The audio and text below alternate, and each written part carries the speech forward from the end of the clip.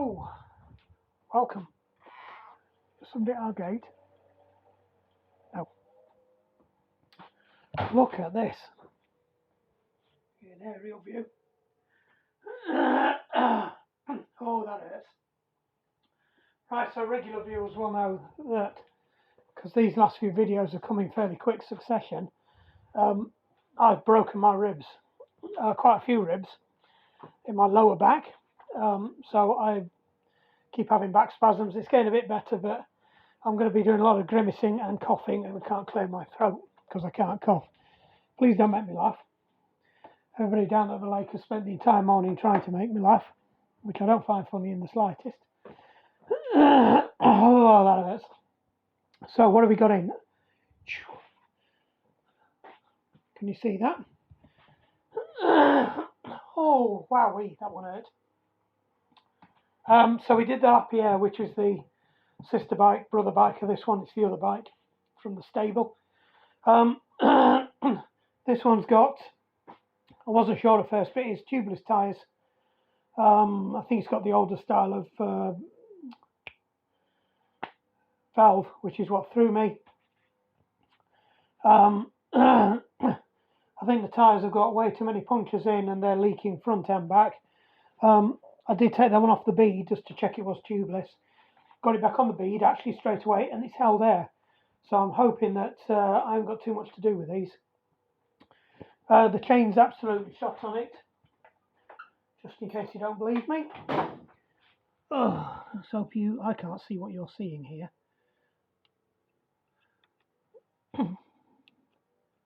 So that's on the longer setting, it goes straight through on the other one. There you go, straight through. Have we got it in the hole? Always helps if you get it in the hole. And that one's nearly through. In fact, with a bit of encouragement, you can get it all the way through. So that's through as well. So it is just on. It definitely needs changing. It's well past. It should have been changed. Not too concerned. The way the rider rides this bike, they're going to be fairly even up and down all the gears. So I'm not expected to see any massive shark's teeth. I'm certainly not going to see any wear on the granny gear. So I think we're going to be all right with just swapping this out. We'll find out. I've got a chain. I actually ordered the wrong chain for this one. The chain that's on it is the wrong chain for this bike. It's an 11-speed chain and it's a 10-speed setup. So I'm not entirely sure how that was working, to be honest. They are very similar, but they are not. So the chain I bought, I just checked the numbers. I didn't count the gears. Counted the gears yesterday, and it's a 10-speed. I took the 11-speed I bought for this bike. I've used on the other bike, so I bought a 10-speed for this one. Interestingly, the 10-speed was more expensive. That was the 11-speed that's gone on the other one. The PC 1051, which is the equivalent for the X1 chain as well. So it says it is suitable. I have checked. This was actually slightly more expensive than the 11-speed, but I suspect that's because less people are using 10-speed bikes now, which is why we're hitting that problem. And that's part of the problems I'm hitting with my bikes now as well, because they're cracking on a bit. 26-inch wheels, 10-speed, quick release skewers. On the road bike, I've got no discs, even though that's an 11-speed. So I have problems getting stuff for that. But look at them nice shiny new tyres.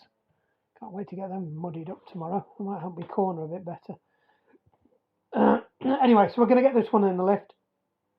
We'll get the back tyre off. Or I might do the front tyre. We'll get the back tyre off first because that's certainly the worst one. The tyre she's given me, I think may have been used before. They're certainly going to need cleaning up. I can't put them on like that. They won't stick. And if I can't get them cleaned up, we're going to have to buy some more tyres. I'm hoping I can get them cleaned up. I'm hoping it's just surface garbage. So first job is to give these because that's the old stuff that was in there, the sealant. So we'll get these in the sink in there, and I'll clean them off. I won't make you watch that. They are a bit bold, to be honest, but we'll see. I suspect these might have been the original tyres, and these were some new ones, because they are Bontrager as well. They're quite an aggressive grip for what's being used on the bike. But these are actually getting quite low as well. So personally, particularly with this front one, if it is badly punctured, I probably would have stuck an inner tube in it. If it had got to the point where the slime won't do it anymore, that's in the tubeless. So if you don't know, tubeless tyres don't have an inner tube. They have a sealed rim, or you put tape on to seal the rim.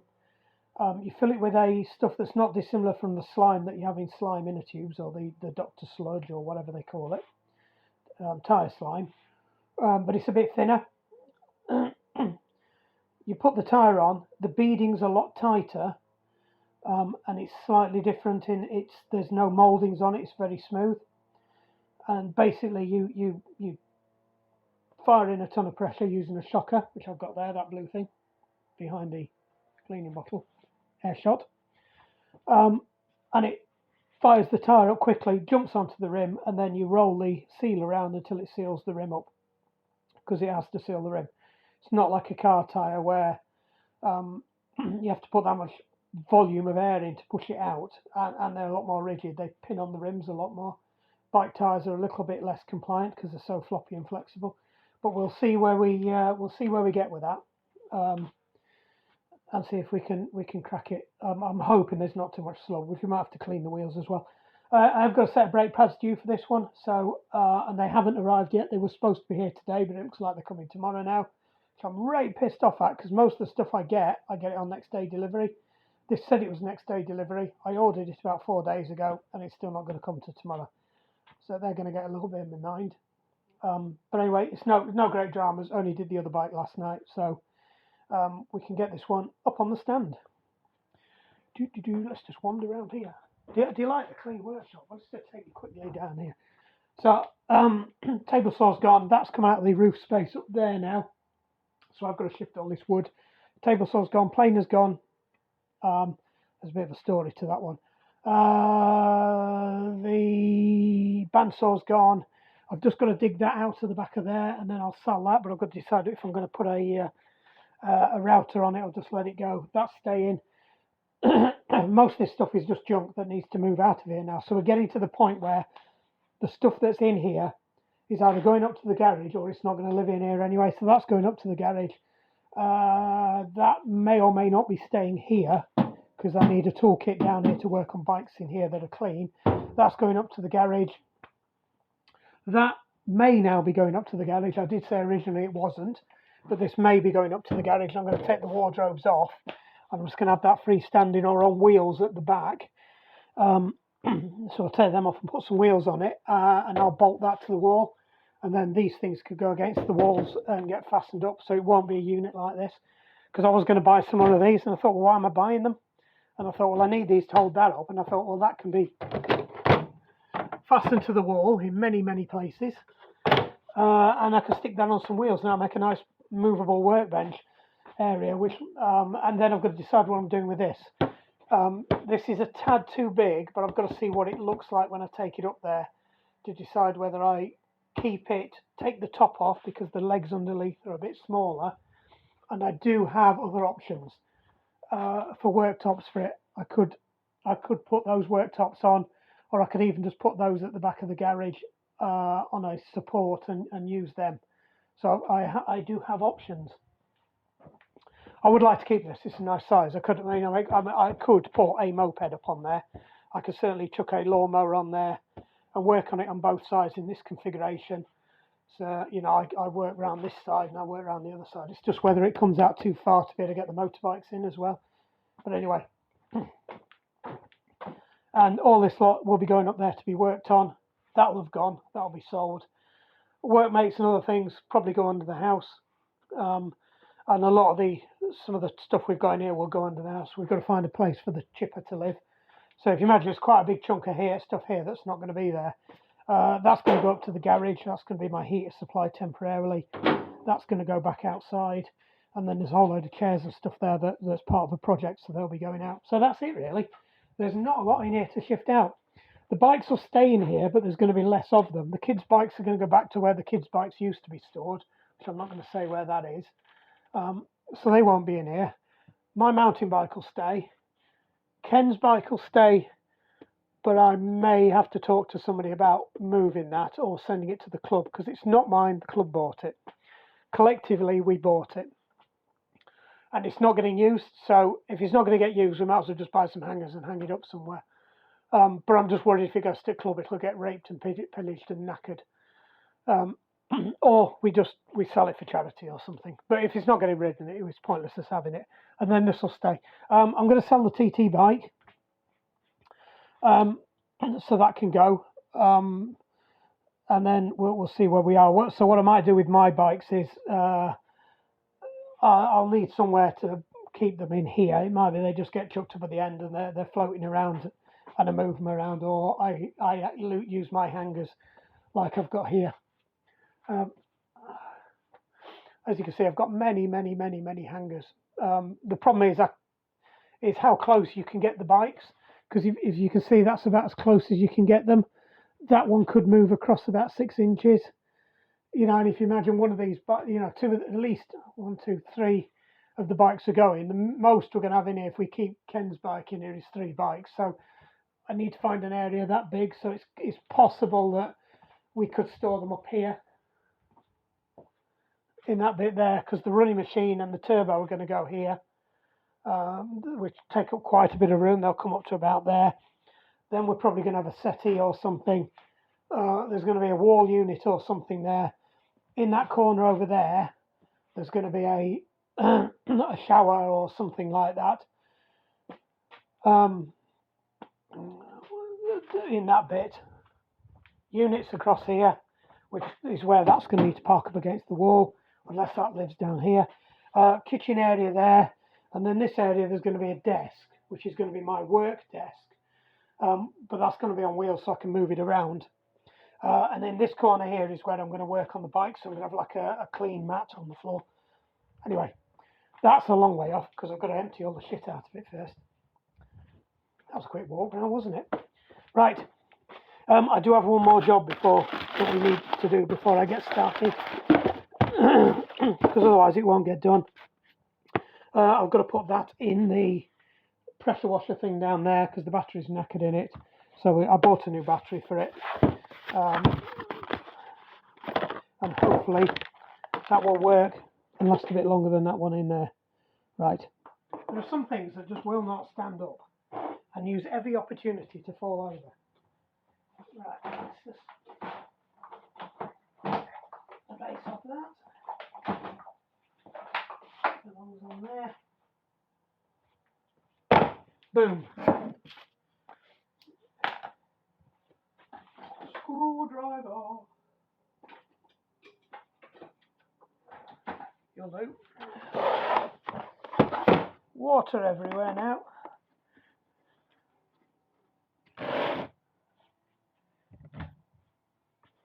You see what I'm up to.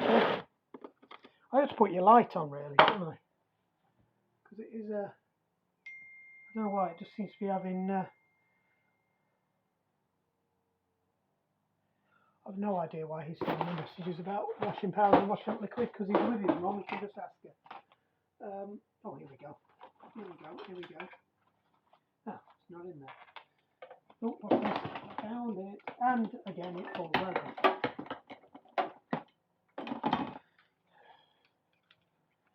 These are quite decent, actually. I don't know if you can see that. I'll drop it down. It's a New Year. It's quite a powerful light. I'll not turn it on because it will blind you.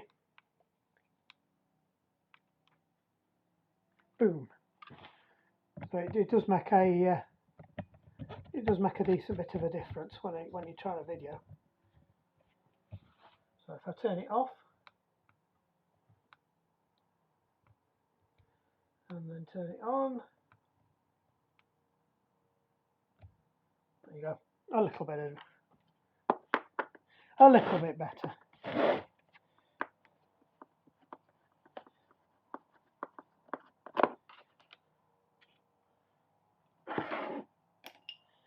Nice collection of screws.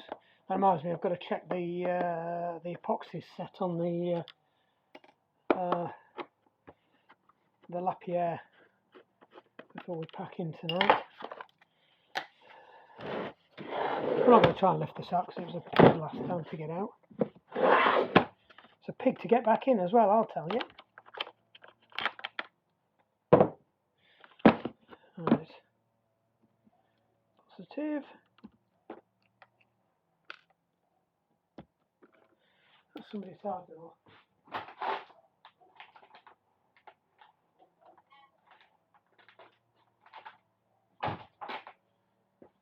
I ought to go and check in case it's boom, back in the room.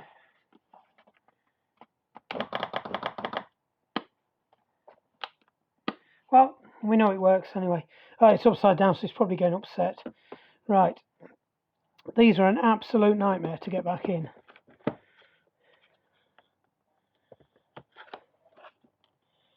Because wherever you want to put it, the cables don't want to go.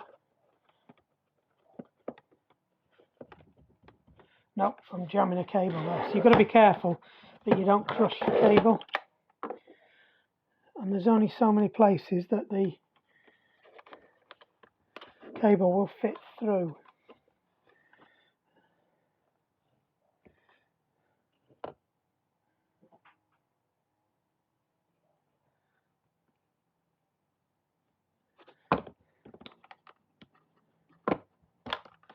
Just pull all this to one side so we can see what's going on.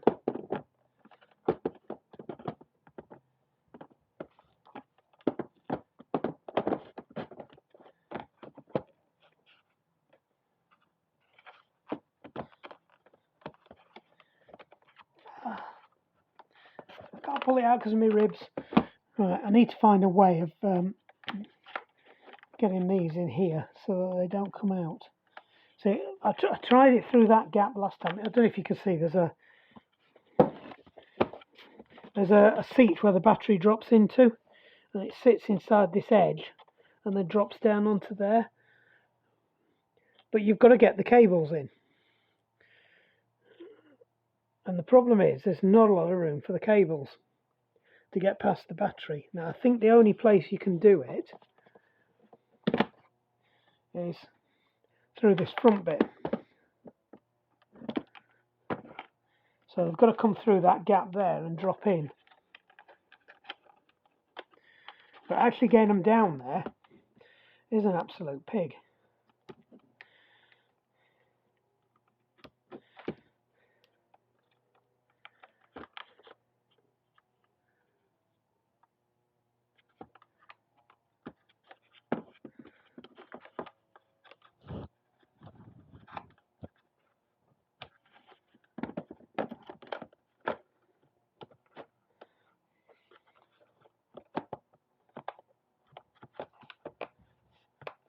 I think that's it actually. I think they've gone in. That seems a lot less hassle than last time.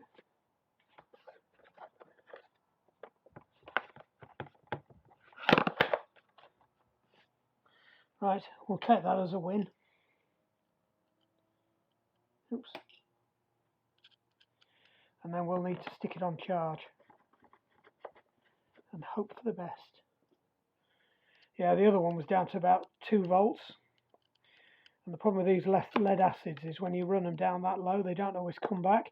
Well, I persevered with it for about 4 days and shocked it a couple of times with another battery to trick the charger into charging it. And eventually it got the voltage up above 6 volts, which is what it needs to charge. It's a 12 volt battery. And then it did charge it. It has taken several charges since then, but it's just lost all its capacity. It just doesn't last very long at all now.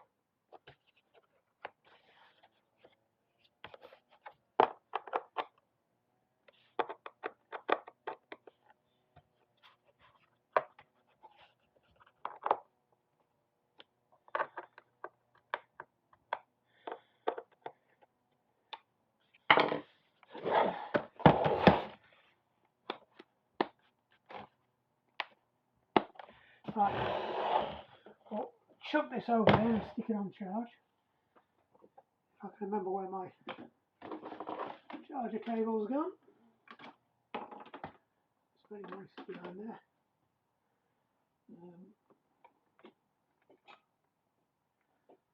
is the right one. That needs to be in the middle for charging.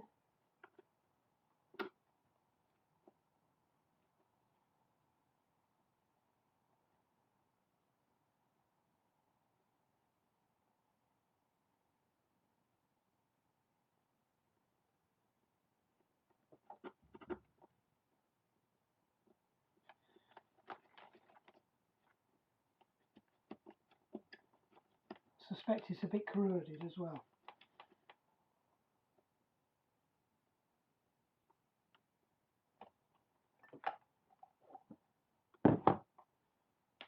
There you go.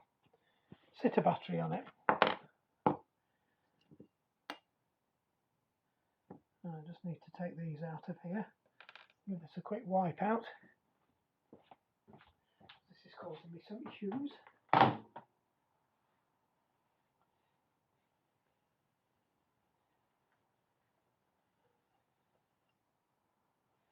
I've got that dent in the middle of here.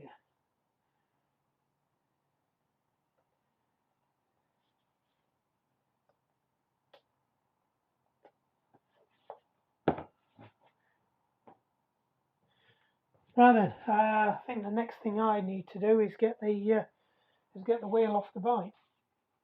Where should we go? Should we go this way around? Look at all this room. What am I going to do with it? Hey!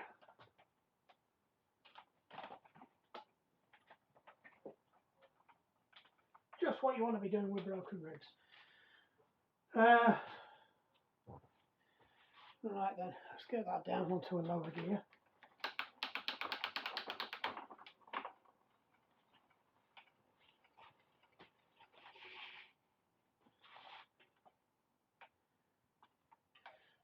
And so we have got the chain to take off this. Yuck! Might as well get the front one off as well while we're here.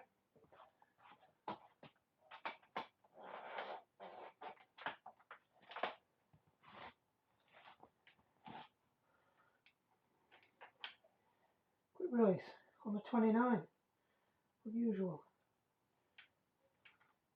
Quick release that you can't actually undo without spinning that out. Annoying. Come on. Right. Which one shall we do first? Let's do...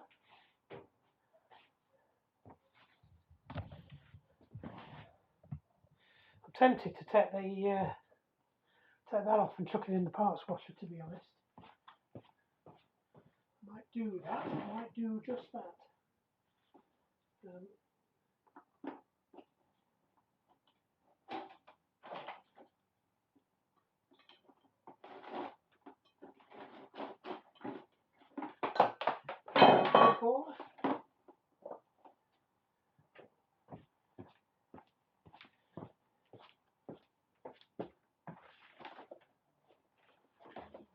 I can just chuck it in the parts washer. I'll just not do anything with it. Let's have a look at it. No, I'd say that needs some love.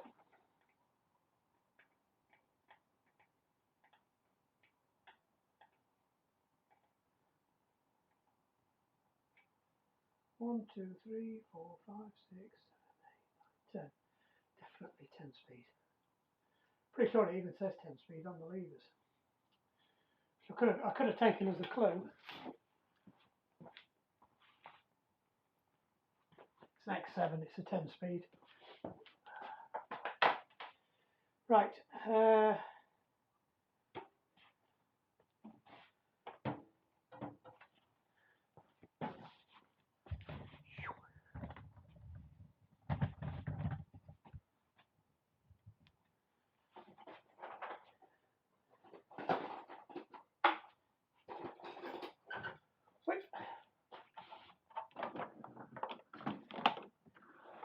Right, let's see if this is any easier than it was the other day with broken ribs.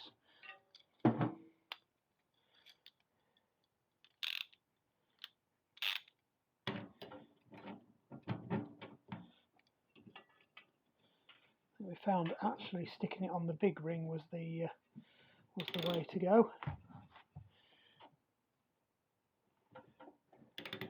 That'll be a no then. Oh, I can't get it off with broken ribs. Let's try pushing it instead. There we go. That's obviously the secret. Push instead of pull. Because the ribs would not take it pulling. God, that was well over tightened. I've had 2 bites at this now, and it's still on the racket. Come back!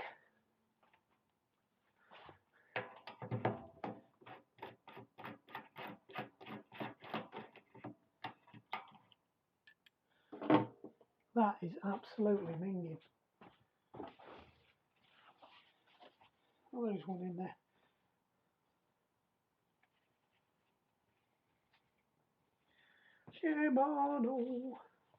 Shimano, this is what I love about some of these companies. So it's a Shimano set, it's a, what is it, SRAM gear set. Shimano block. That's a big chunky old beast, that one. That might be going in the parts washer. Right. That might be going in the ultrasonic, so let me crank the ultrasonic up because I can't see me getting that clean just from here because it doesn't come to pieces. So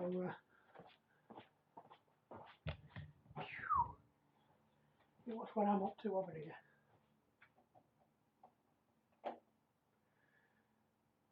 Right, so we'll just let that start cooking,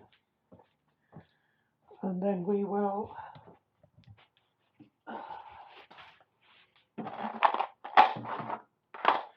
I don't know why I'm working over there. We'd be a lot better working over there. Right, I've just been inspecting the tyres I've been given to put on here.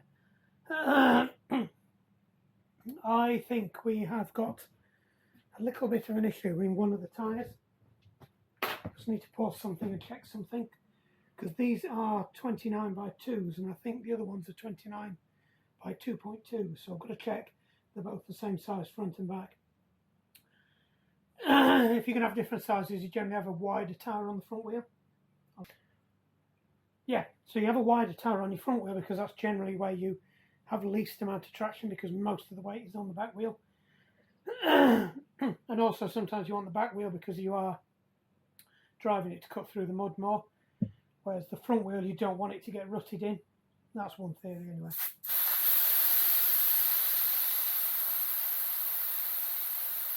I'll just drop the pressure out of this now. Do need to tighten that up as well because I did dislodge this. And these do have to be pretty tight. Should be good enough. On the new ones you actually have a tool, so it's less of an issue.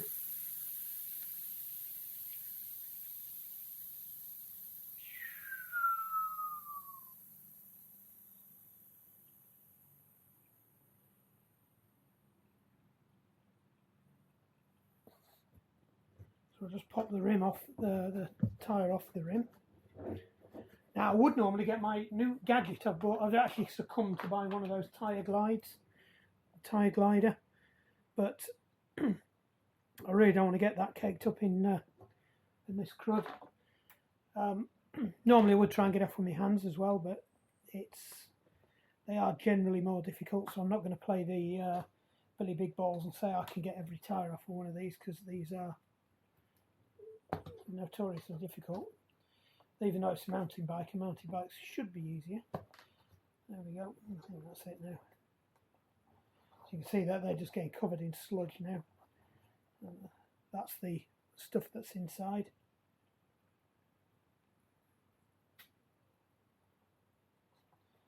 So we're going to have to clean the rim. I don't even know what make this is. And we'll undo it from the other side as well. There we go.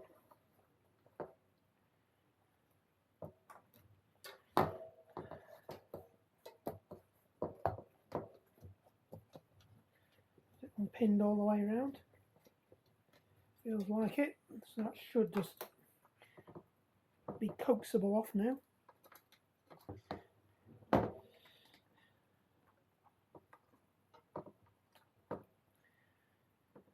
this stuff's disgusting. So I can understand doing it. I've thought long and hard about this, and I nearly did succumb the other day, because on the on my Campag road bike wheels, the rims are by default tubeless anyway, and you don't have to do anything to them. You don't have to put rim tape on. They are a completely sealed channel. So you'll see this has got rim tape over it. That those wheels haven't, because they don't need it. Yeah, well, I think part of the problem with this is it's nearly out of oh God, there's a rate to.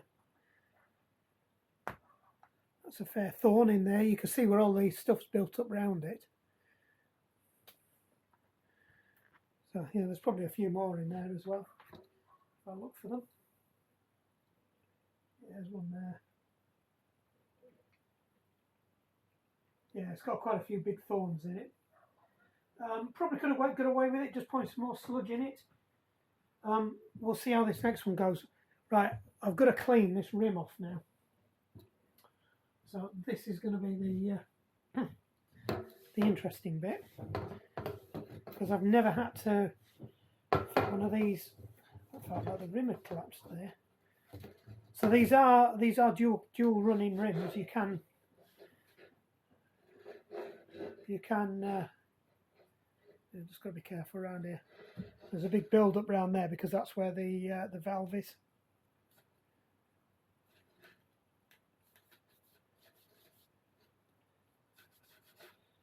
So what we're doing now is we're just cleaning it all off.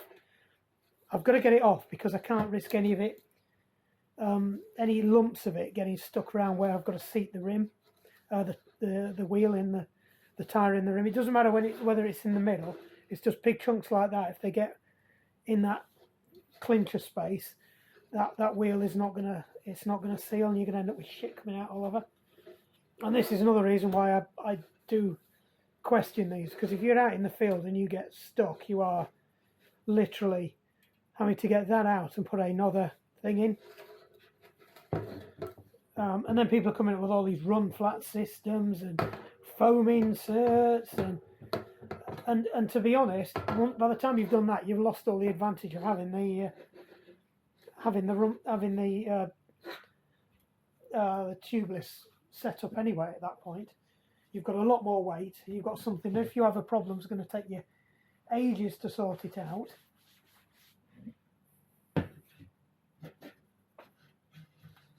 Let's just clean up all the sticky crap off the rim. I think we are. It's still clumping. I've still got to be careful with this, because there's still some on the rim, and by me disturbing it, it's clumping again. So just got to make sure I get into those edges and check none of them have got any lumps stuck in them. Right, I think we're good. Now, one of these tyres is good, one of them's not.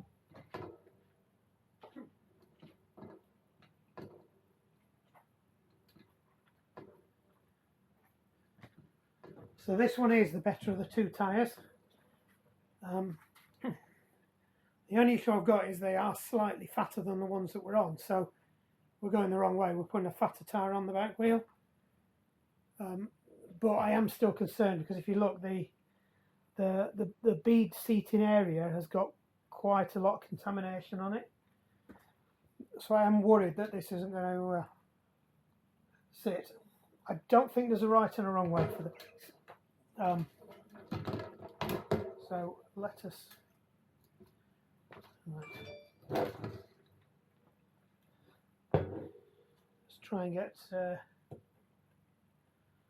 Get it so it's sort of lined up. I'm not seeing inflates. No, I'm not seeing any arrows anywhere that say one way or the other. So we will.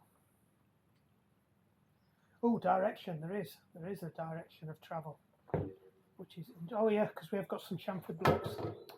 Right, so direction of travel is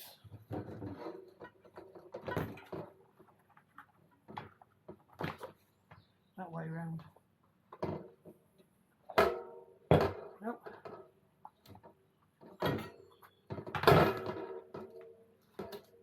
Direction that way round. Right, so we've got to go in the right direction. Now that always helps. What I've got to do is just get the persuade them to go on.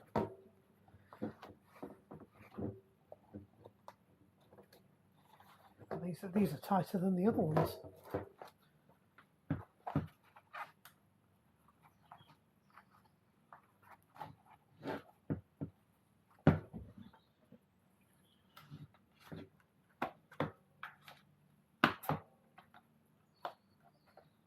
Right. So the trick is with these is now to get it all the way on until we've got a little opening at the bottom, and I'll explain why in a minute.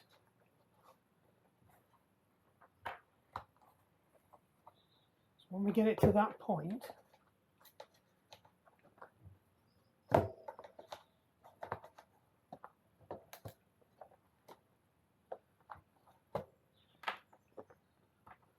I think that might do it. Just, yeah, we'll keep going with this one. Getting away from the thing. So we've got enough there, and then we'll sit it up. What we're going to do is we're going to drop the tyre sealant that we need in there, in the pocket down there. Then I'm going to flip it over, roll it round, and get that back in, or try and get it in without moving it. So I'll bring you back when I've got the tyre sealant and everything ready, because we just crank it over and then we need to shock the system. So I've got to get everything set up ready. I've got to prime the air shocker and get the sealant ready. So I will show you putting the sealant in. I just need to go and get everything ready. Be right back. Schwim. Right, so 150 mil.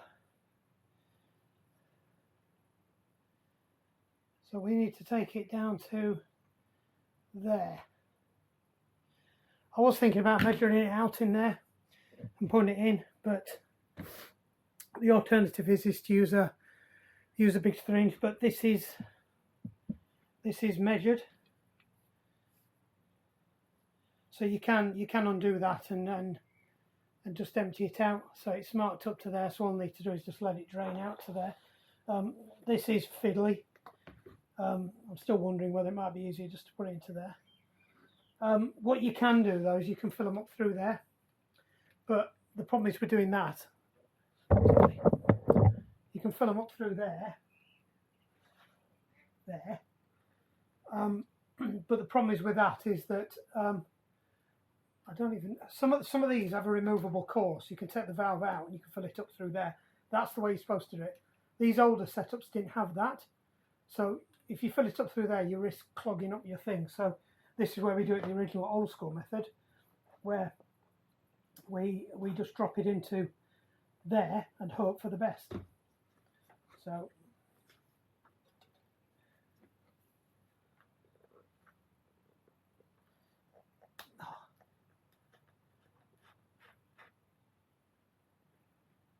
I keep forgetting there's a plug to pull out. I think I might go for the thingy method. It says 105 to 140.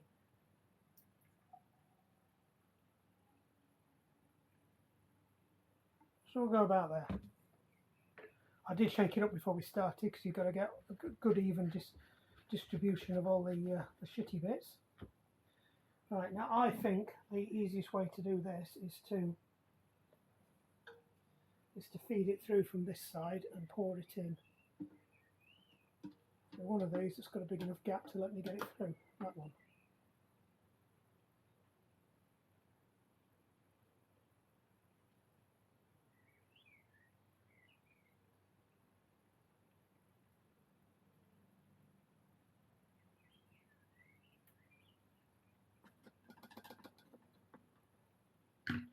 Right, now the trick is to get this on without spilling it all over.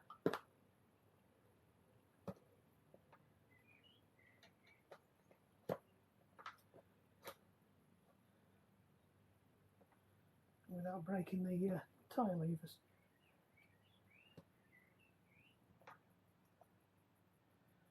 You can see what I'm doing. I'm trying to watch the camera and do this and not drop it, and oh, we're so close, we're nearly there. It's going to pop in a minute, this. There we go. Right, that's in. So what we're going to do is just going to spin it round, let it spread itself around.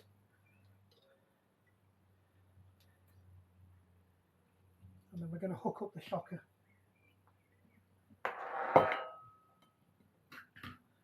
So, like I said, I need about 20 pairs of hands for this.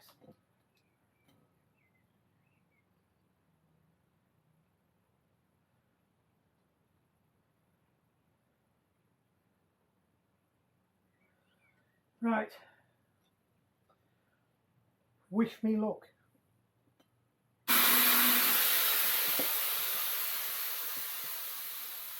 Nope, that's not gone in the slightest.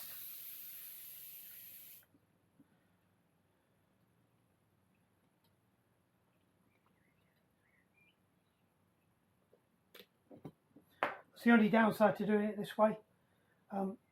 When you do it the other way, you can actually inflate. You can try and inflate the tyre before you've got the stuff in, then let it down and it still stays on the rim. So I'm going to give this another charge up. What we might do is have a go with the compressor as well. Let's try and get it on the rim. I'll just stop you on. So I'm just trying to give this a bit of a helping hand by pulling it up onto the bead. I did find a spot around the valve where it wasn't seated properly. I'm still not convinced it's seated properly now. Yeah, that's sitting over the top of the valve. I don't know if I need to get the valve out of there. Drop the valve. Oh no, there we go. That's in now. And then hopefully it's seated round the bottom. So we might have one more go with the shocker, or we might just give it a quick whiz with the air compressor. I've put an adapter on.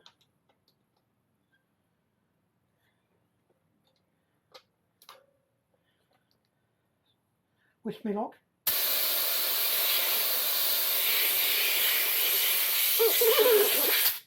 No, I've got the same problem on this side. It's out of the bead on there. It's out of the bead on this side as well.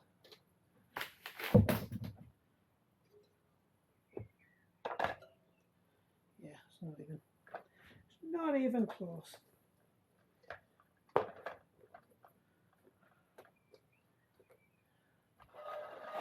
Right. Try it now. It was never going to work like that. Oh, we're getting somewhere.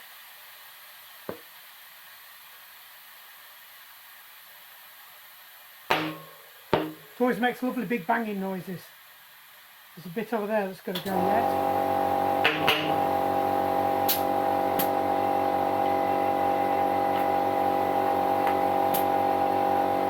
Let's just check the other side.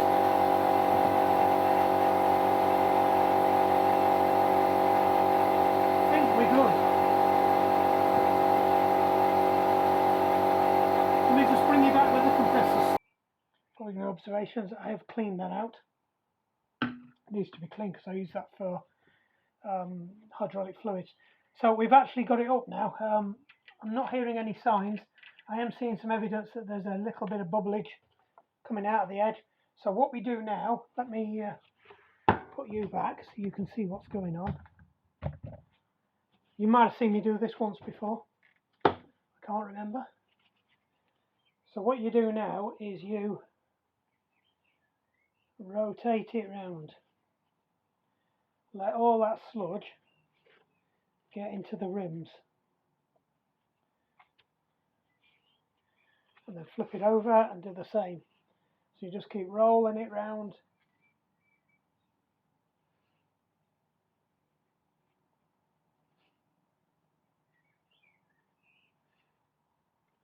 And then I need to go and get a squirty bottle, which I think I've got over here.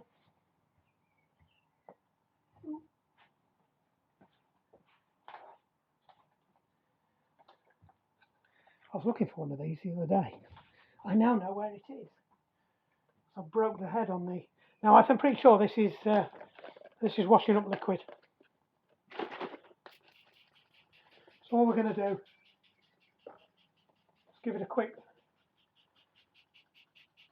whiz round, and we'll see where it's foaming.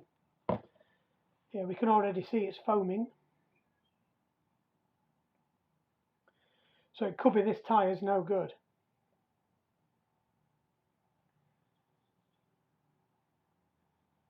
But we'll see what happens with the let the sludge that's on it work its way through. But I'm a bit concerned about that.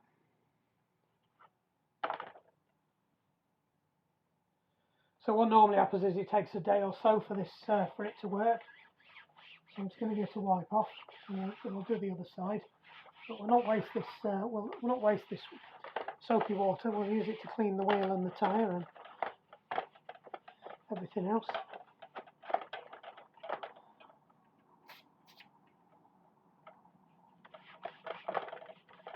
What I might do as well is chuck a bit more pressure in, because sometimes having a bit more pressure in helps seal it. It forces it through a bit more.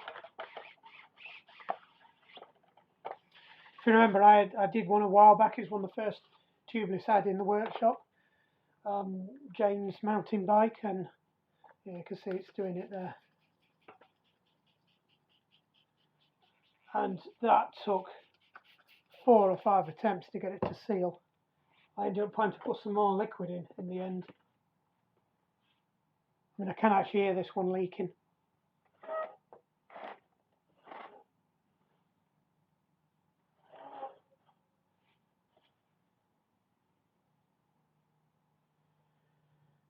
Yeah, there's quite a lot coming out of that one.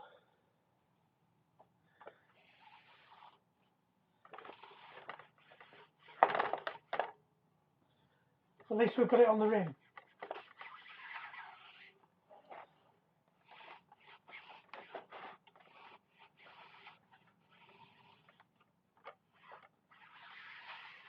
But this was my worry when I was cleaning them off, that they might be a bit too far gone.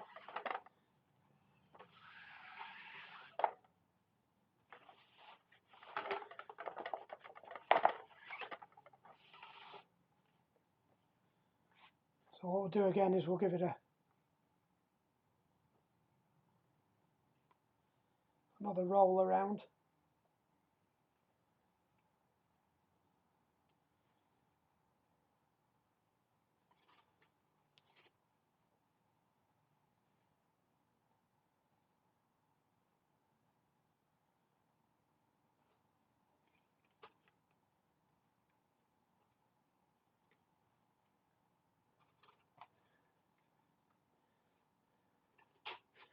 What you're trying to do is get all the liquid, get the liquid, so it's gonna roll up the edge and into the middle, and then it's gonna get forced out by the air, so it'll get picked up and forced out. There's a few bits that's worrying me around here where it appears to be leaking around the actual stems. I'm just hoping that's just fuzz I've dragged along, because if we've got it leaking out the stems, we've got a bigger problem.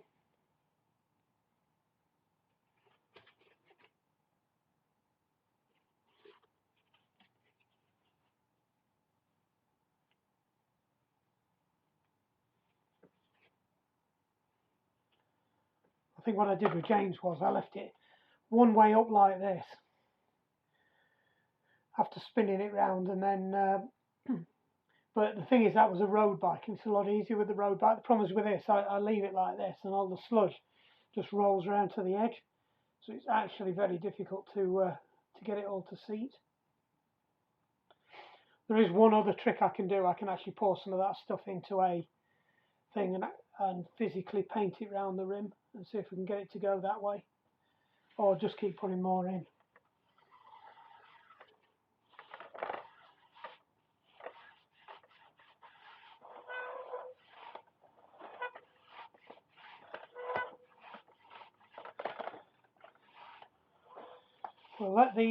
We'll let the stuff do its work its magic and leave it, and then we'll come back to it.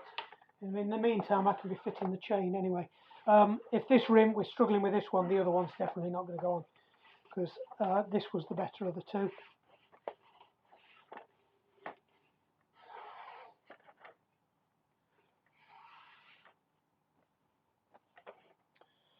So we'll just give this a bit of a blast.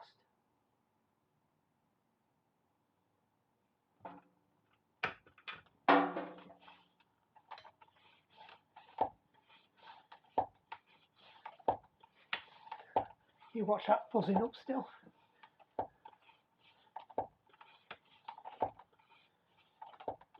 Just seems to be fairly consistent all the way around the rim as well.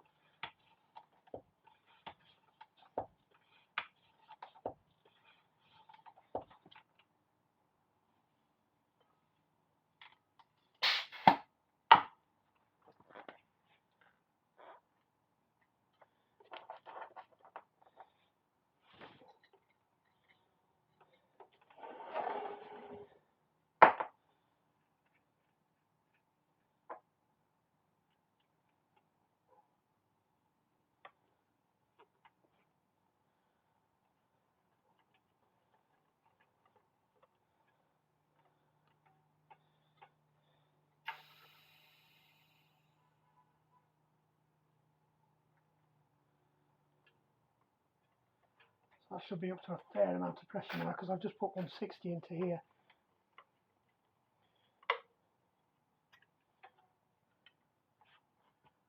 Just drop that over there. Put this on so we don't forget it or knock it. Yeah, it's bubbling quite heavily out of that one.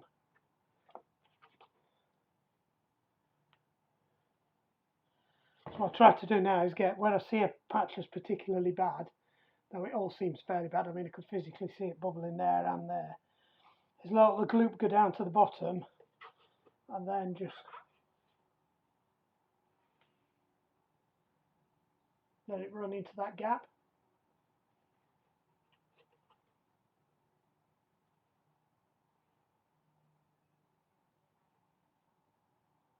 And hopefully that stops it, he says.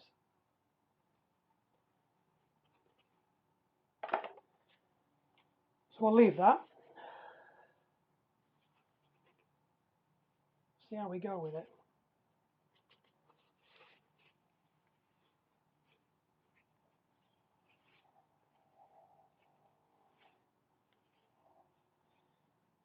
I mean, in theory, if I roll it around the edge and I turn it upside down, there'll be some stuck on this edge here that will then slide down the edge and into this edge here and jam it up. But I won't be surprised if we don't find that flat tomorrow. Right, let's get on. Another camera malfunction. Right, let's get this chain on. Get it on.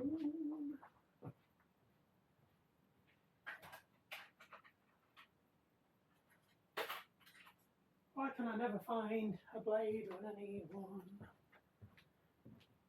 So we just need to crack this chain off. I'll give it a quick clean up around there, just so I'm not paddling in muck. Yeah, I know I don't clean bikes. You'll see from the last video that that's completely untrue for certain people.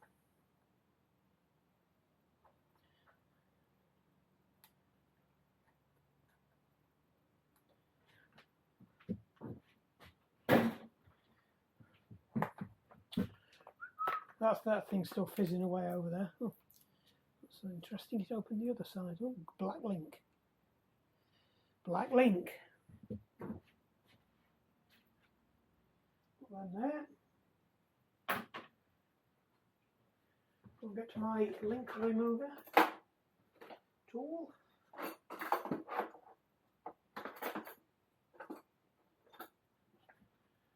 We'll go with this one today. Let's use a different one. Spotted it. She's there. I don't want to get my hands mucky.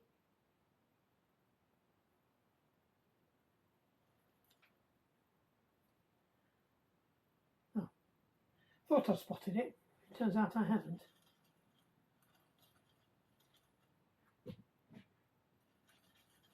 So well in here is a link. Might not be actually. I think they are. I don't think there was a pre-link.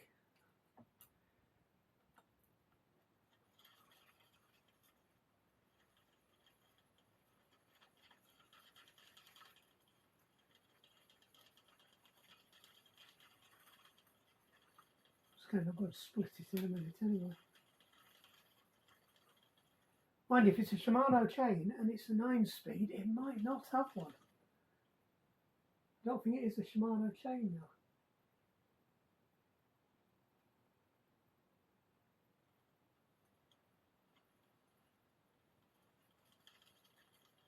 There's a link on here somewhere, I'm sure of it. So I'm looking for the removable link. That's it there.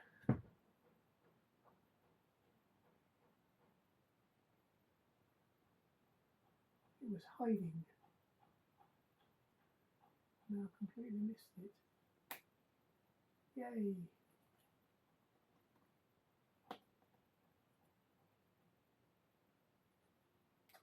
Don't lose the link.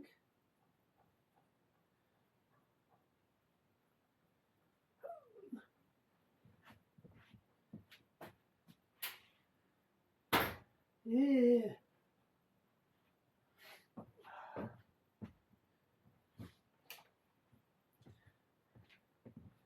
Right, so we're going to get this off and give it a quick count up now.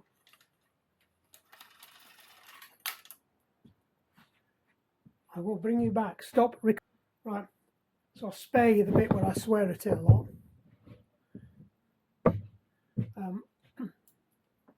Basically, I just hung one chain next to the other and followed the links down and just adjusted when they drifted. Because obviously one chain's worn and the other one isn't, until we got the right number of links. And then assume that the number of links we've got is correct.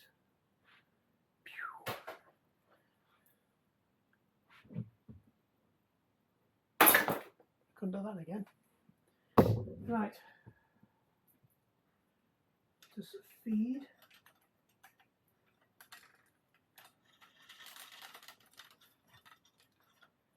Right, don't get carried away.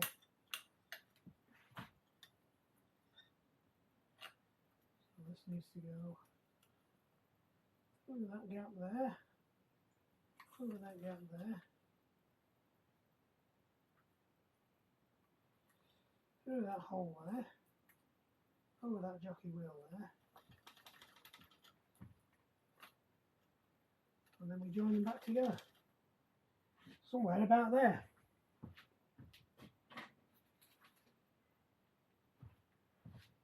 So this one's going to be better behaved. Right, direction of travel that way for this one, and that way for this one. So they are marked with an arrow, and you always follow the arrow on the right side.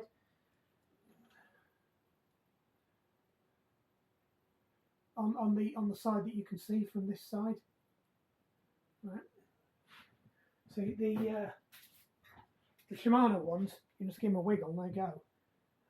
Which is why I prefer the SRAM ones, because they're less likely to come apart unless that happens, and then they just come apart.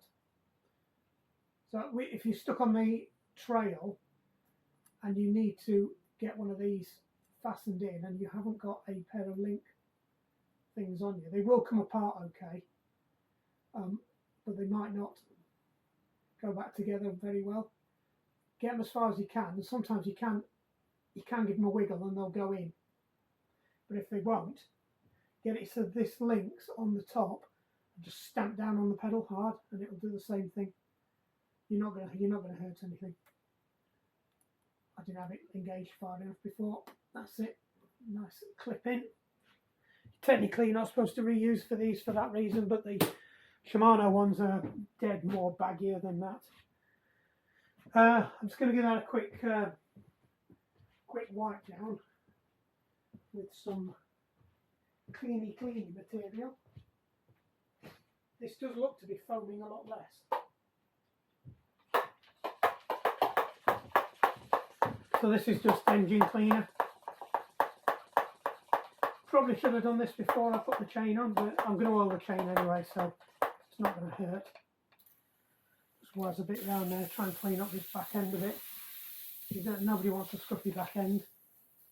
Certainly don't want a greasy back end.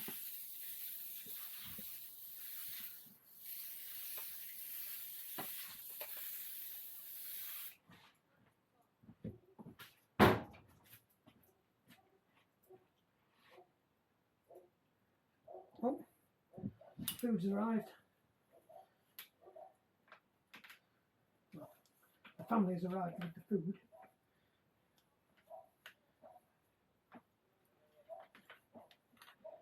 Right. Just getting all the major bits of Muck-off. I don't clean bikes. I just want to make this look half decent before I start getting my hands in here.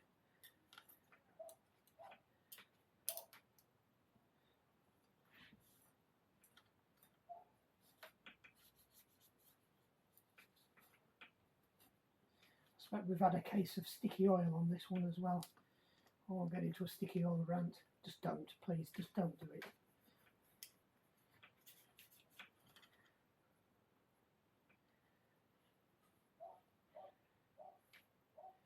Cheap, light, solar shield, sheen, 3-in-1, 5-in-1. Lightweight oil is all you need on a chain. And just regular application and cleaning. And all will be good for many, many, many, many years. Right. So these are a bit... I'm going to put the magic tool on. Oh, I'm sat here faffing around. I have a magic tool. But for you who haven't seen this before, it just takes the place of the cog.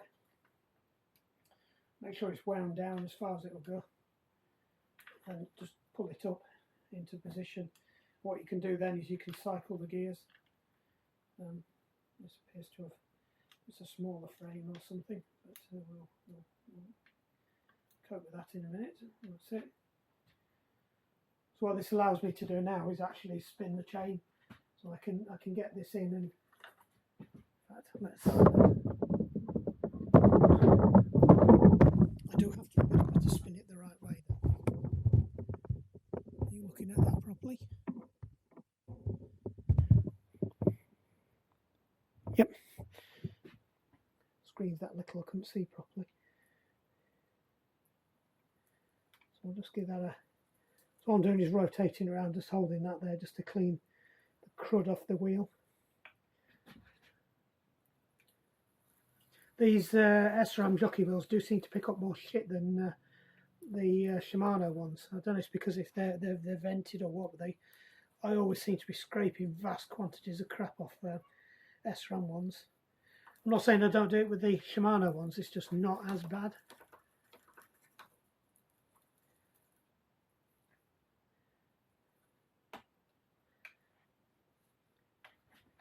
That's alright actually there. Just give that a...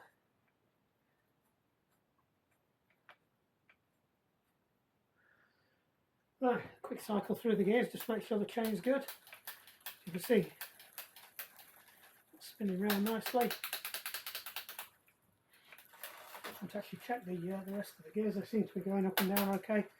You can actually test this one without a wheel on. Yeah. That's good. Pleased with that. Just got to stick the wheel on now.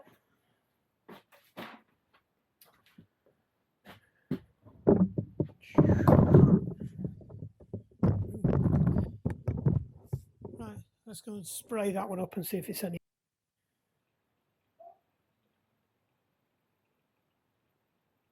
Right, so I'll just give it a quick once over. I am a bit concerned about these here, because that implies it's actually leaking through the tyre wall itself.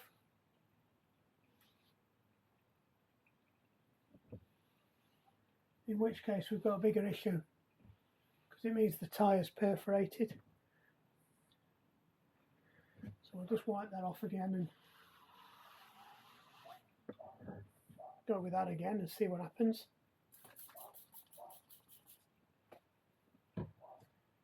Yeah, that's not good. So I don't know if you saw what was happening there. I think we might have a perforated tyre. It's perished.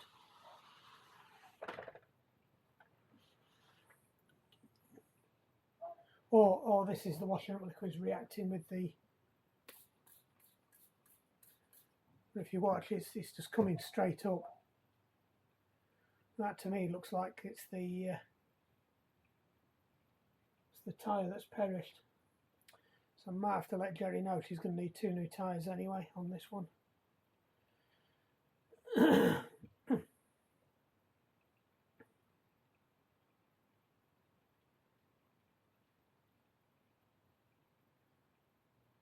So that's not good.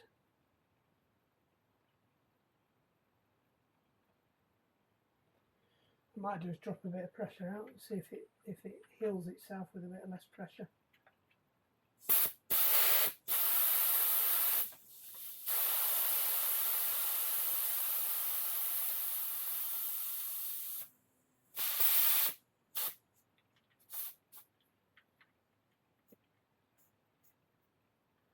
It's probably dropped it down to about half the pressure it was. Let's see if that's made any difference. I can see the lines of the casing. No, it's definitely shot. Yeah, that's not good. Again, there's a couple of bits there as well.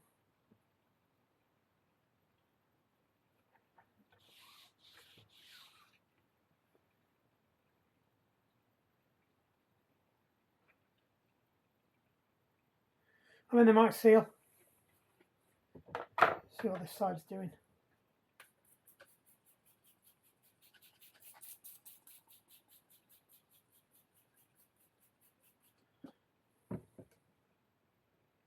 There's a couple of spots there. Same around there.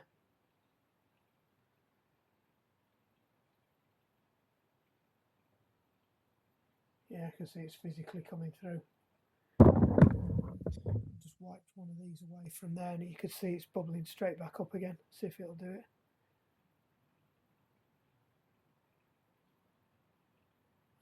See, that one's coming up. That's the one I wiped over.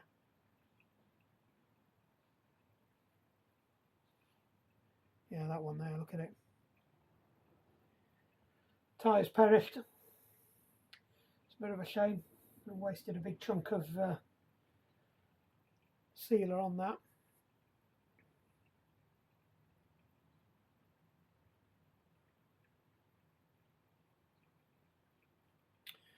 We'll leave it, see how long it takes to go down. I mean, it might seal itself with the slime that's in there. Give it a roll around.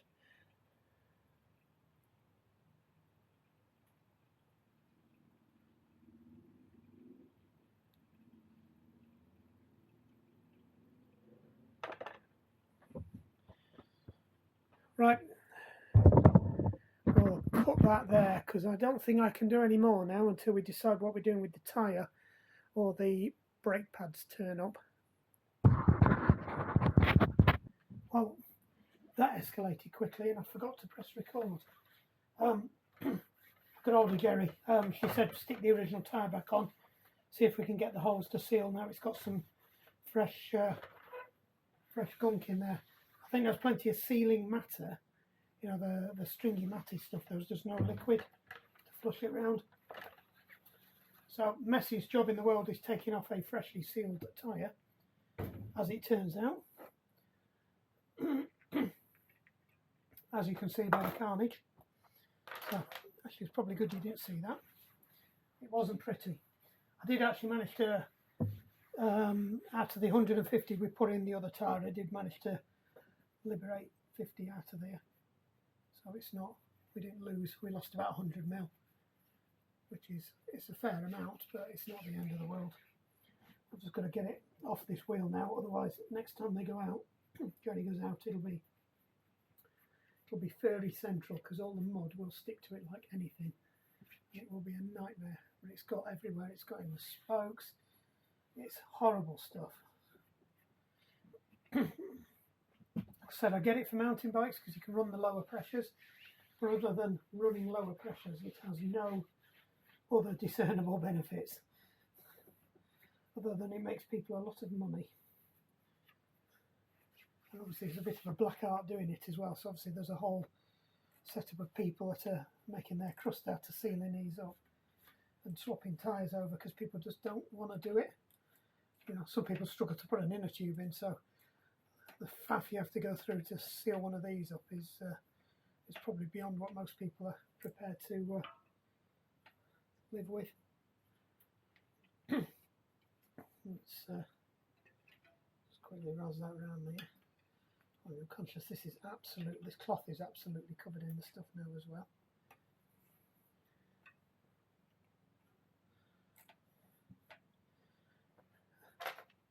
Even the tyre spanners are covered in it. Right. See what the damage is. I haven't rolled it round actually yet. So, oh, there's still some there I've missed.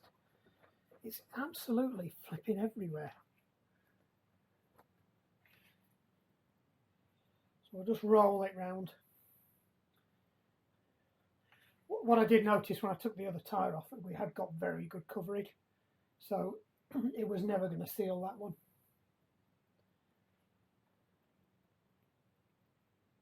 And it was even still leaking at low pressures as well. So it wasn't like we'd taken up to a pressure that was higher than it would normally run at. These do run at a lower pressure, so they run at about 60, whereas a normal mountain bike wheel can go a little bit higher than that. So let's just see where it's all pouring out from. This is where we find out it's not pouring out from anywhere. We will need to do the tread on this one, because that's where this one was leaking before. So we'll just give the tread a quick swizz over as well. Looks like we've actually got a pretty decent seal. That just shows how bad the other tyre was. The one I didn't do, is that a bit there? No, that's a bit of that fuzz that I didn't clean out.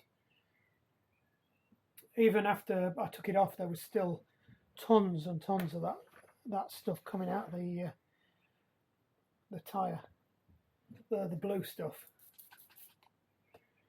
That looks pretty good. I can't see any leaks. We'll turn it over and have a look at the other side, and then we'll check the edge where I've been spraying. Just make sure we get the rest of that. Soaking my phone while I go, of course, because why wouldn't you?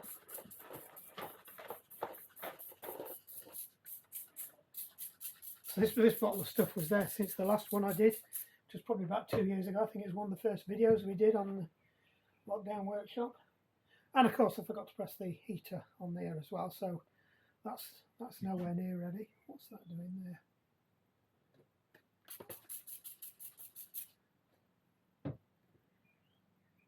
You know what, that's looking pretty good.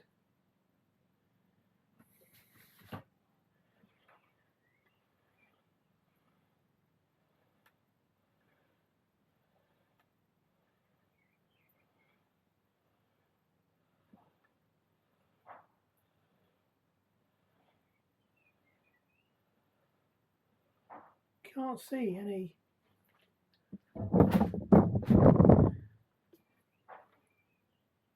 that one there. See any massive amounts of foam.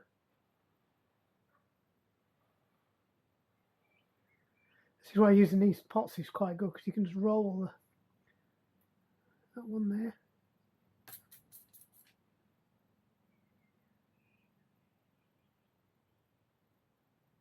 There's a little one there. Yeah, that's probably in there. So what we'll do is we'll just give it a quick roll around like this now. Let it coat the outside of the wheel.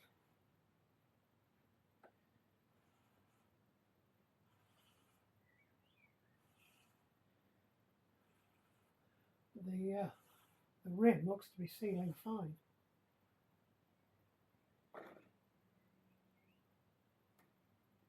Even with that stuck in the part of the logo's got itself stuck in the rim there, and even that's not causing it not to seal.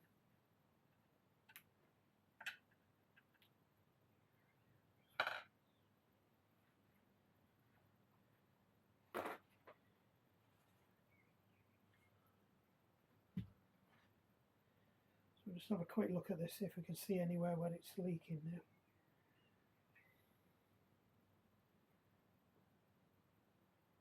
I think that was one there, but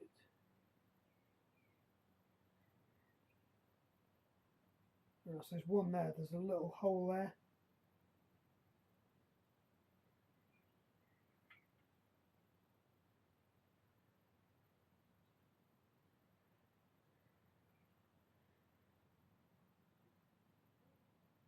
Well, to get one through there, that's a big block. I think that's definitely one there on the side of that tread. Even when you're watching this, there might be one there.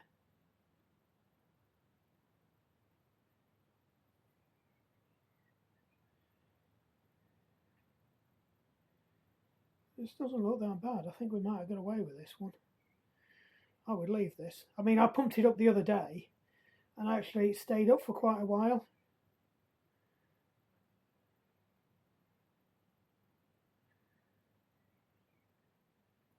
So I think that's all right. We'll just give the front wheel a quick check over. We'll leave this somewhere.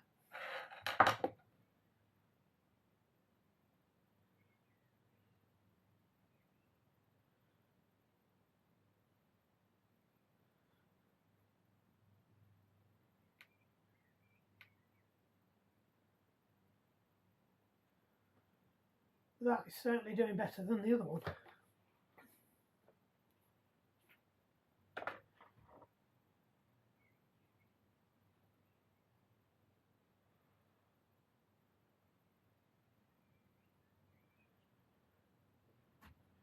We'll just give it a wipe off.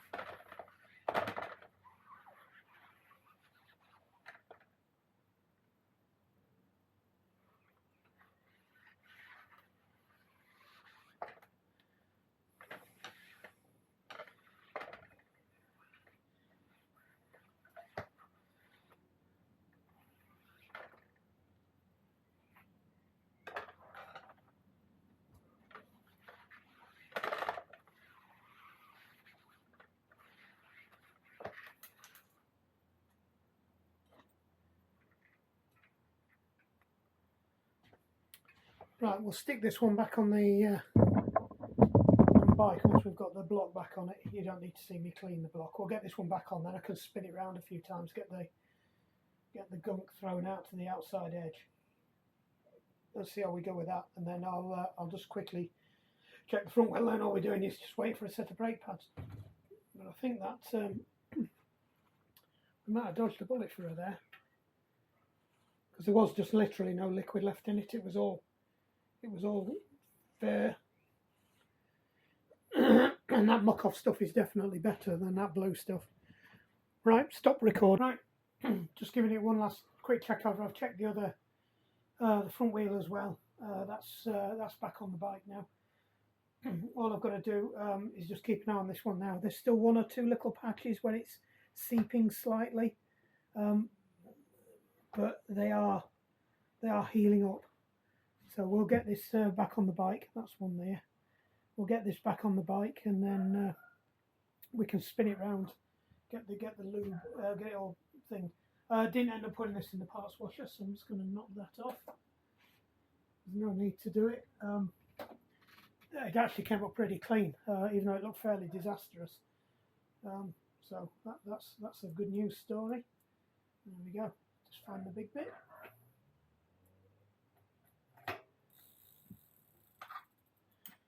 And I've just lost the big bit because I've done what I usually do and spin it round.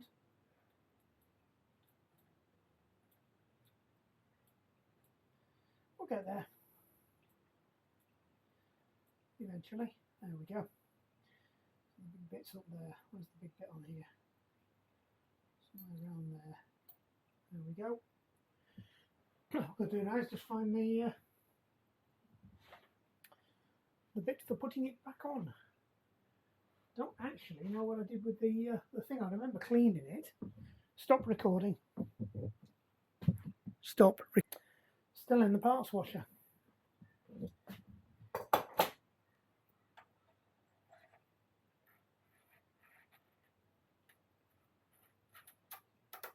So finger tight, you know it's good. Need the torque wrench, and don't forget, still use the chain whip so we don't damage the pores on the free hub.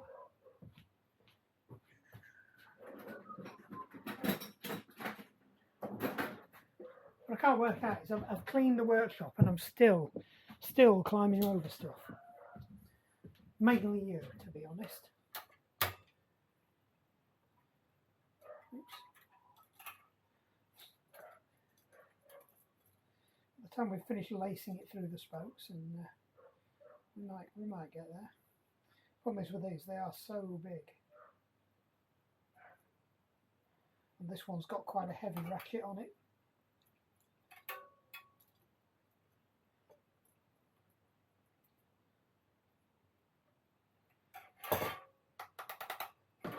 I had it right first time. Oh, why didn't you tell me I had it right first time? Right, I'm going to go for a smaller one. Because them big ones don't play ball.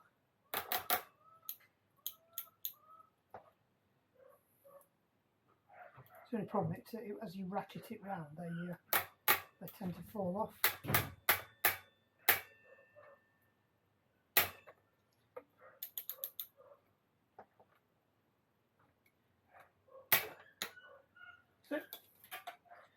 The other thing with these really heavy ratchet ones is you don't often hear the click, so you've got to be careful. Look at that, spot on. Let's get this back in all the way around. Oh, oh, oh.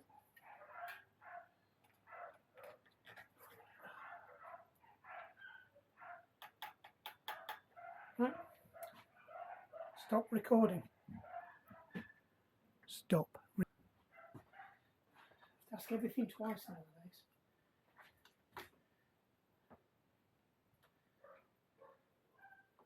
These are an absolute nightmare.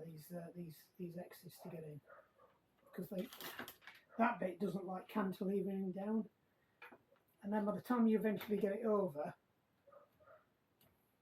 you end up with the wheel racked over to one side, and you can't get it in the brake pads. Though I could have taken the brake pads off, to be fair.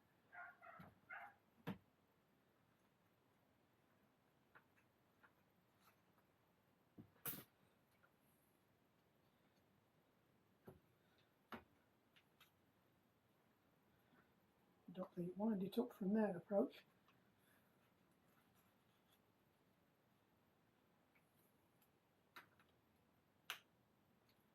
Right, just going to do what I normally do and drop it down. I don't think we have to get the back wheel off again now, hopefully.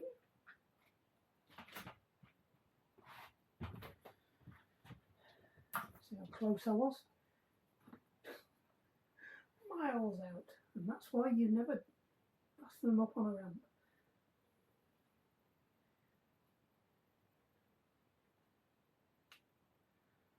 That's it. Good to go. Back up we go.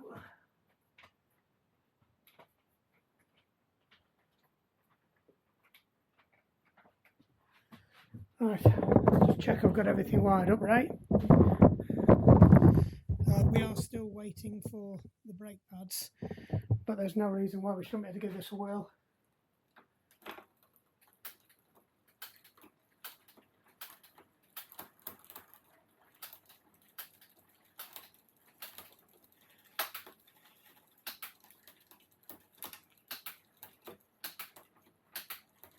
A little bit sticky. Not losing me sleep. They aren't. They do tend to be a bit like this.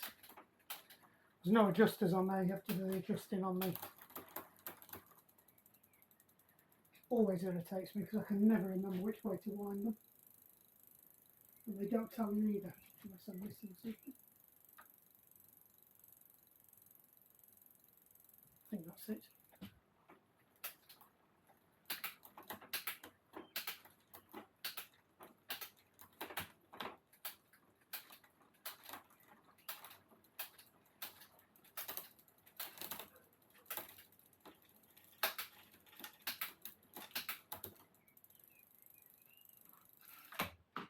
That's it. Jobs are good, and all we've got to do now is just swap out the brake pads, and then we're good to go. So hopefully we'll have spun some of that gunk around now, so we shouldn't have much of an issue with this.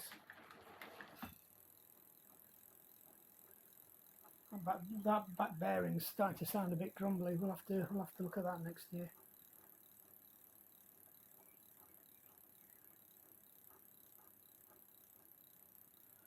It's not bad. Just looking at the bead line, just making sure we haven't got any areas of bead that have dropped in. But no, that looks pretty good. Quite happy with that. They're quite out of balance, the wheels, because the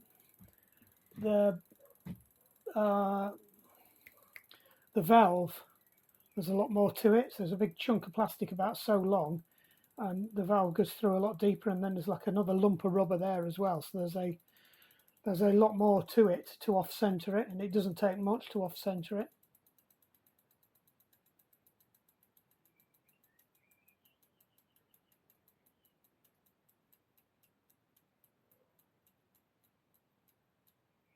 That's it. All is good.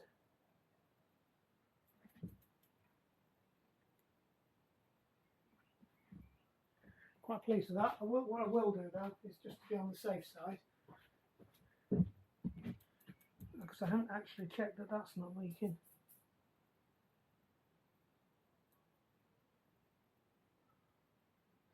Looks pretty good. Just check the tyre again. Now I can see it properly. I can spin it around slowly.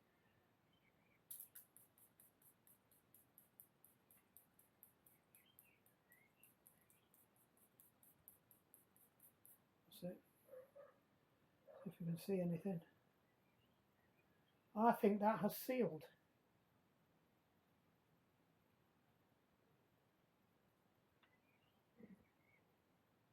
Sometimes you can hear it and you can't see it. Initially, you will see it eventually. You will always see it.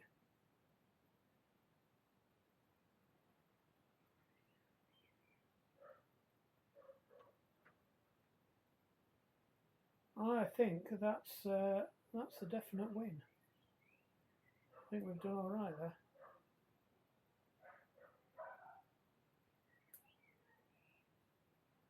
Might still be a little bit coming through there on that block.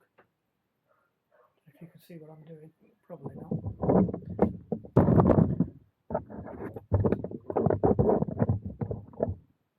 So what I'm doing is just going around it very slowly, going around the wheel, just checking there's a very small amount coming out of one of them.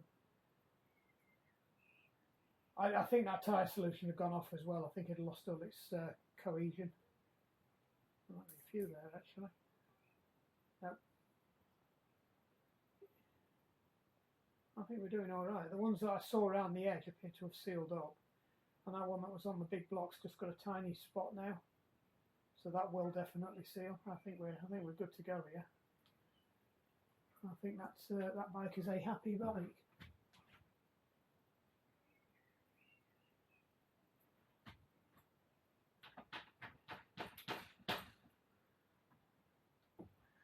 Right, same with the front wheel. I checked the front wheel. No sign of anything there, so I think we're we'll call that a win. So all I've got to do now is bring you back when I get the brake pads turn up. So see you then. Stop. Right, that was good news. The Amazon man's just been. Boom, brake pads. Though I'm looking at these now, wondering whether they're going to fit, because that says Clout. Clark's Clout, but Clout isn't listed on here, but these are a fairly standard size. And I do seem to remember that these are a fairly standard size. Question is, can I get them out of the top? I like the ones where you can pull them out of the top, but I don't think you can do it with this. Just check there's no retaining. Sometimes they have a circlip on the other side. So you've just got to be careful. You don't wang this out without checking, and then end up losing the circlip and wrecking the screw. Sometimes they come with one of these screws, but it doesn't need it really. That looks fine. It's very rarely a problem anyway. If there is a problem, you can just clean it down and put a bit of anti-seize on it. So we'll just put that in a safe place over there, and then we'll crack these off. So the way to do most of these is, if you can't pull them out the top, is you just take it off the frame. Now expect them to give a crack like that because they are liquid thread locked. You are looking in the right place, aren't you? Yep. And they will be tight as well, so don't worry about that. The only time you need to worry is when you pull them out if they're covered in white powder, because that means it's the reason they were difficult to get out is because there's galvanic interference going on. Like I said, it should be blue or red liquid thread lock on these. Even though sometimes it looks white. No, there's blue, I can see it. There you go, blue liquid thread lock. Just give them a quick wipe out and just check they're okay. Not expecting any dramas here. It's best to do this before you put the new pads in as well, because I can give it a bit of the oily rag treatment without worrying about contamination. Yeah, they were pretty low. Probably could have got maybe another 2 months out of them, but you'd have been overreaching a bit. So you can see they're quite low, so the heat dissipation would have been quite poor on them, and they're already starting to. They're only breaking the middle section there. You can see they're not breaking over the full width of the pad. That usually means that the pads aren't seating properly, and you tend to get that when they're more worn down. So if I compare these to the new ones, which I may or may not have now lost already.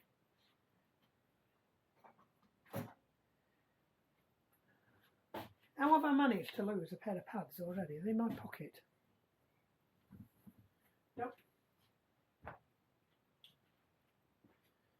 What am I like?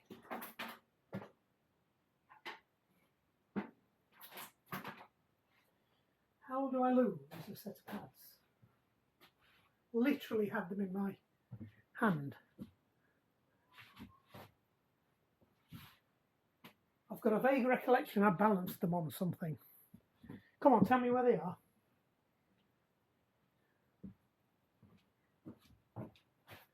So I find out I've just chucked these over the top of them and knocked them off. No, there's the old pads. I've not laid them on top of the computer. I'll see them over there. I'll see them in the box. Oh, they are there. They are here. Just knock them into the thing. So if you look, you can see the meat on them. There's a lot more meat on them, so they're almost twice as thick as the ones that have come out. Rather helpfully, tie wrap them together. I don't think I've ever seen that before. Just chuck them on the floor, and then I'll be looking for them in 2 minutes. So what you can do is you can put some anti-seize on the back. It's supposed to stop them squeaking, but it's not. The jury's out whether that's effective for road bike. So I'm just going to wiggle them over. I'm going to have to just. That's okay. Just needed a bit of. It's like we do have a new spring with them, so I don't need to worry about the old spring. And that. So we'll just put that in so we don't lose them. And again, that's liquid thread locked as well, so that doesn't come out. Look at that one finger spinning there. Click. Now there is a torque setting for these, but that only works when the first time when you put them in and you haven't got any liquid thread lock on. When you are trying to torque them up, if you torque them up with liquid thread lock, you will end up under torquing them, because what you'll be doing is you'll be picking up part of the resistance of the liquid thread lock. Now, some of you could argue that well, that's the whole point of it. Let me just slacken that off. That's not biting. So back to the usual rule of if you feel like you're having to force it, it's probably not right. Yeah, that's it. So it wasn't quite centered. It was just pushing it offline a little bit. So eyeball it in as best as you can. Because you've got to be careful with some of these because they do tend to. So you just want them so they are done up and then backed off so that they will move. So done up, back off, quarter of a turn, the thing moves. Get it somewhere so it's near, but you'll tend to find the cable will push it off, and then round to the other side. This is where the magic happens. So back brake. Squeeze the brake as hard as it will go. In fact, you might have to squeeze it a couple of times because I've just obviously just split the caliper apart, so you've got to fill it back up again. Make sure that is good and tight, and that should be holding this somewhere like centre. Now you've got to be careful how you do this up, because if you suddenly start cranking down on these like an idiot, it'll actually drag it across. So the idea is a little bit at a time, so there's just enough friction to stop it moving at the other end. And then you'll still find they're not centered because they're paying up the back side. And some are worse than others, and a lot of it depends on how tight this cable is here. And sometimes it might take 2 attempts because the pistons themselves aren't centered. Oh, back spasm, I took one of them for a while. So I'll give that a couple of tweaks. Give it a chance to sort itself out. It's getting better. I think we'll go for one more.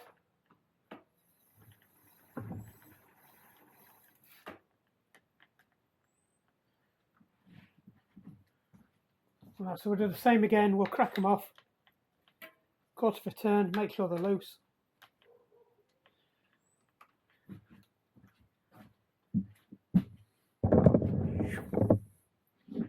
Crank down on that as hard as you can go, or as hard as you dare go without snapping it. I'll let you be the judge of that, so you don't come back and complain at me when you've snapped it. So these are just Velcro straps. I use them for all sorts of stuff. They're really useful to have in the workshop.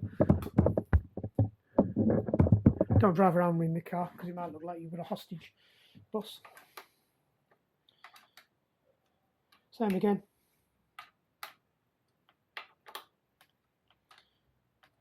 So I'm not bothered about giving them the full torque yet. I'm just getting them so that they're tight and they won't be moved when I crank down on that. So release the brake again, a couple of spins. Almost there.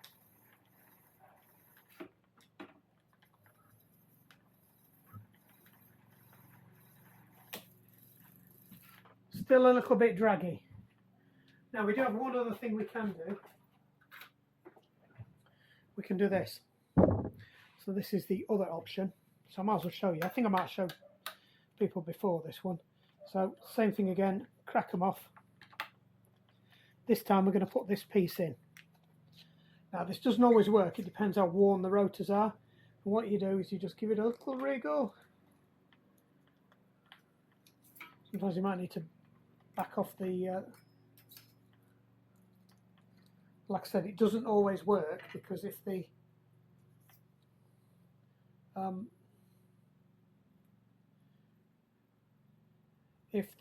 rotors are worn, you can't squeeze them in enough.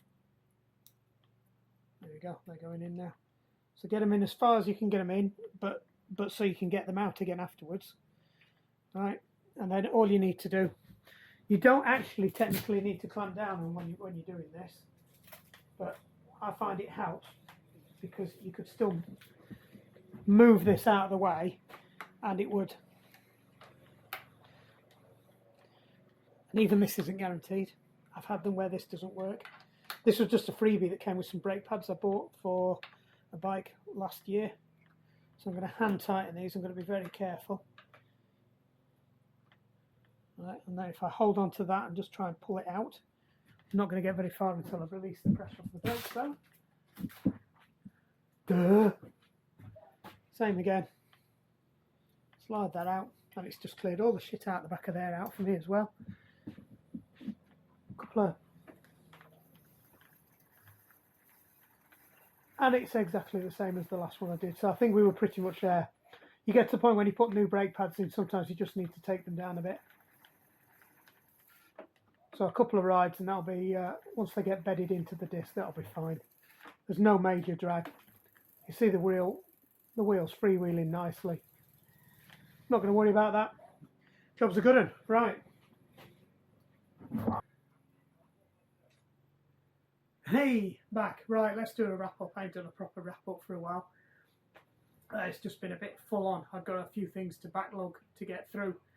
As you can see, we're trying to plough through the workshop and get the workshop emptied, and I've just ended up with a couple of bikes I didn't plan on having.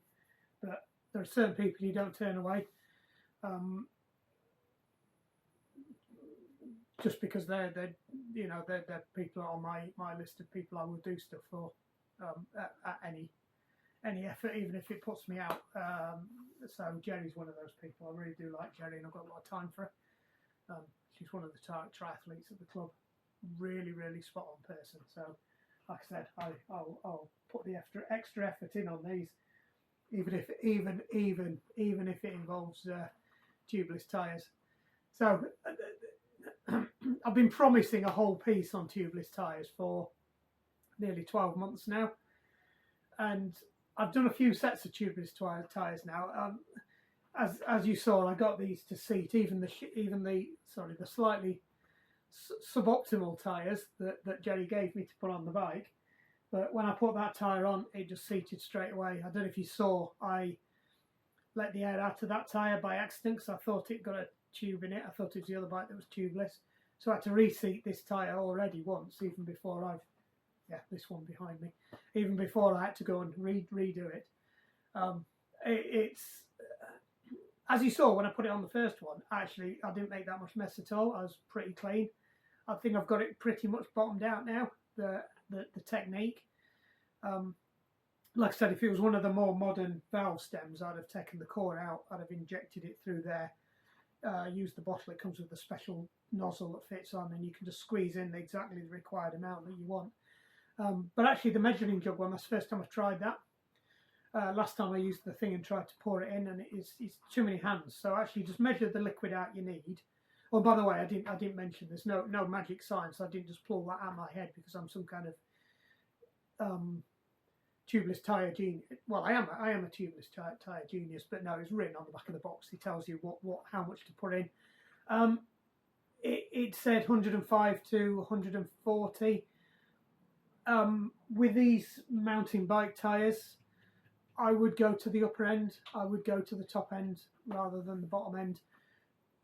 Every set of every bike I've had that's had tubeless on them that I've had a problem with, that I've had to fix, it's usually because it's run out of liquid or the liquid's dried up. So just put more liquid in there, because 9 times out of 10, by the time you get to the point where if your liquid has run out and you've put the extra in, you're probably ready to get rid of the tyres. If you look at these tyres are fairly close. They've probably only got about another year left in them anyway. So if they'd got a bit more slime, maybe another 30 centilitres of slime in there, they probably would have lasted for their entire lifespan. And that's the only reason this one was leaking, was the compound had broken down, or it was when I took it apart, it was just nearly all the filler compound. And also, I wasn't totally impressed with the filler compound in that. I'll ask Jerry what it was, unless she doesn't know because they just came on the bike. But it was like long fibres, whereas the Muck-off stuff, which is the stuff I've put in, the pink stuff, I'm not sponsored by anyway, that's got very, very tiny rubber granules in, and that's very similar to how the Dr. Sludge one works. The slime is a bit of a mix of both. It's got very small fibres and little rubber granules as well. And the slime stuff's just brilliant. If you've got inner tubes with slime, you don't need these bloody things on. Apart from you can't run these at you can't run them at low pressures. You know, if you've got an inner tube mountain bike, you want to be running it at 50. You don't want to be going any less than 50 because you will get a pinch flat. You can run these down to 30, and you're not going to get a pinch flat because there's nothing to pinch flat in there. There's no inner tube. Anyway, like I said, I dislike tubeless tyres. They're right up there with bar tape. Okay, I'm fairly good at doing bar tape. I just don't like it. It's just fucking fiddly. I'd much rather just unscrew something and bolt it on and do it. Even faffing with disc brakes is well, you're like talking that kind of chasm from tubeless tyres. Anyway, the bike's done. It's got its. What have we done for this one? New chain. We've checked the tyres. We've resealed them. I've put a new set of pads on this one.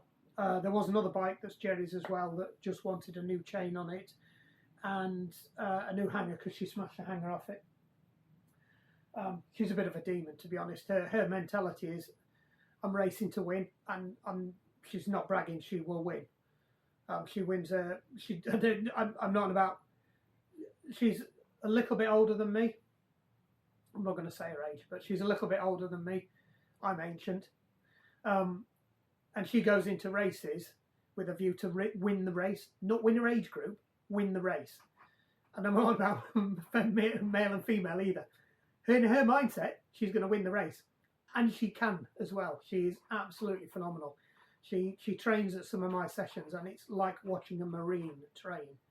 It's unbelievable. And the whole ethos and her mindset for training is absolutely impeccable. As a coach, you could not want for a better athlete because she listens as well. So which normally you get the ones that are like that, and I don't want to stereotype, but you get the people that are absolutely equipped to deliver, and they know they are. Don't listen to a coach. So when you tell them dial it back, take it easy, save it, they won't. It's just full on all the time. But Jerry absolutely listens to you when you're giving her advice, and she just soaks it up like a sponge. So, like I said, I'm more than happy to do anything for Jerry because it's just that whole interaction. Every time I talk to her and deal with it, I learn as much as she learns. So it's a two-way thing. So, and that's how it should be for coaching. Anyway, I've drifted off into coaching here. That's the other channel. That's the TriFit channel. Check out TriFit. But that's good. Good bike. I love her bikes because they are ridden as they should be. When they come to the workshop, if they don't suddenly give a sigh of relief and fall to pieces on the floor, I'm starting to wonder what's gone off. So I like them. They are the only bikes I will clean as well. I will only clean Jerry's bikes because she's got the same mentality as me. As long as it's mechanically sound, it doesn't have to look good. And that's it. Speaking of which, we've got a 100-mile Sportif tomorrow. There's the bad boy. New tyres, all ready to go. I'm looking at some better wheels. I've got another project that's just turned up, so I might have to donate my winter wheels to the project because my winter wheels are getting on a bit. So I might decide to use these as my winter wheels because these are getting on a bit now as well. And these will make nice winter wheels because they're very low profile rims, so they don't suffer from wind. So if I can get something that's about a 30 to a 50 carbon wheel, I'll put that on and I'll ride them in the summer. And then if the weather's bad or it's windy, I'll just put these on as well because these are a phenomenal wheel.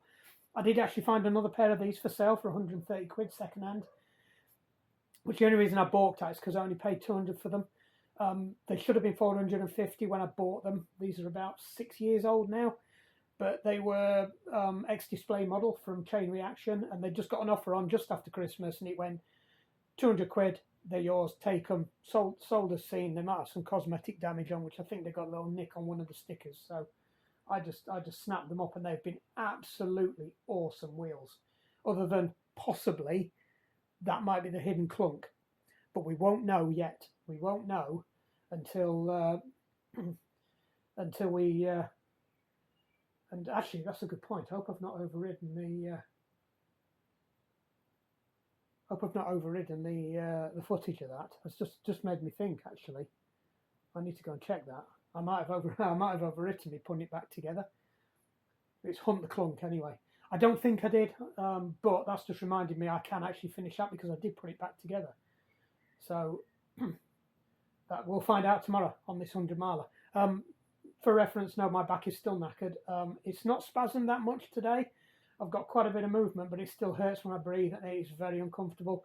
But I've been off the painkillers for 2 days, so we'll see. I'll load up with painkillers tomorrow, and hopefully, fingers crossed, I take that bad boy round 100 miles tomorrow with its new tyres, and it's hopefully clunk-free. This fairly flat course. It's the if you're interested, Prince of Wales Sportif. I'm doing the long, so I'm doing the 100 mile or 160 odd kilometres. It's around Pontefract area. There's a few little hills, and the hills that we go over are actually fairly close to where I live anyway. They're around Alsica. Sorry, I don't cough because I'll spasm. So we'll see how we go tomorrow. So I've just got to remember to not forget anything. I've been looking at another bike as well. Sorry, Reggie. I have been looking at another bike.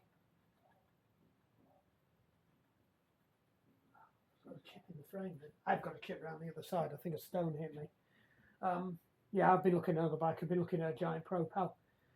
It's just not the right price, so I might give it a year. And there's a particular colour and size. I'd love to go and buy the bike, but I'm not spending $3 grand on a bike. I think I could probably get them down to about 228, but no, not for me yet. I'll keep riding that one for a bit. The problem is with that bike, the frame's fairly new. It's only about 2 and a bit years old.